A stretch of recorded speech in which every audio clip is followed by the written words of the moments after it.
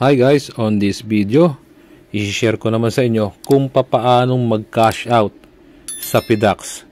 So yung kinita mo sa PDAX, sa pagtitrade, pwede mo nang isang i-cash out ngayon via GCash or iba pang e-wallet and banks, and meron din silang mga remittances. But on this video, ipapakita ko sa inyo kung paano siya i-cash out through GCash. Okay? Alright, wag na natin patagalin to. Click mo yung wallet dyan sa bandang ibaba, and then click mo yung PHP, and then tayo mo lang siya mag-load, and then i-click mo lang yung withdrawal. Then mariredirect ka sa another page, so which is dyan mo makikita yung mga option kung saan mo siya pwedeng i-withdraw. There is banks, there is e-wallet, there is and over the counter. Okay, nandyan yung mga kagaya ng Cebuana. Okay, so but on this video, GCash tayo, mas madali siya, and napakaliit lang ng transaction fee niya.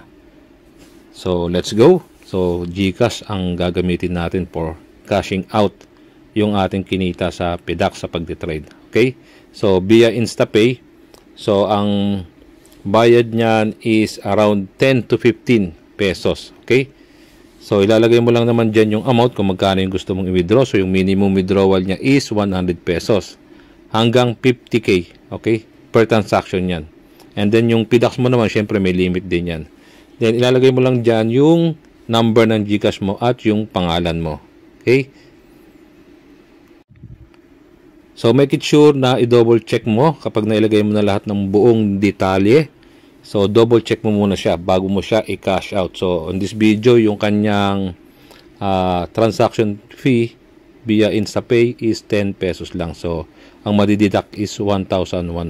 Then magsisend yan ng code, okay, doon sa iyong email na ginamit sa pag-register dito sa PDAX. Then kunin mo yung code, lagay mo rito, then click mo na yung confirm. At napakabilis nito dahil nga via InstaPay siya. So in just couple of seconds, receive na yan. Napakabilis lang nito guys. Then click mo na yung confirm. Okay, lagay mo yung code, click confirm. Ganyan lang kadali. So antayin mo lang siya. So napakadaling gamitin itong PDAX.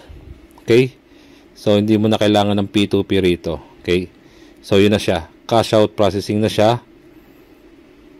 Then tignan natin yung aking balance kung nabawasan ba. Kanina siya ay 56. So tignan natin kung nabawasan na siya. Yun, nabawasan na siya ng 1,010 pesos. Yung 10 pesos transaction fee. So tignan natin yung aking GCash. Okay, so tignan natin yung transaction.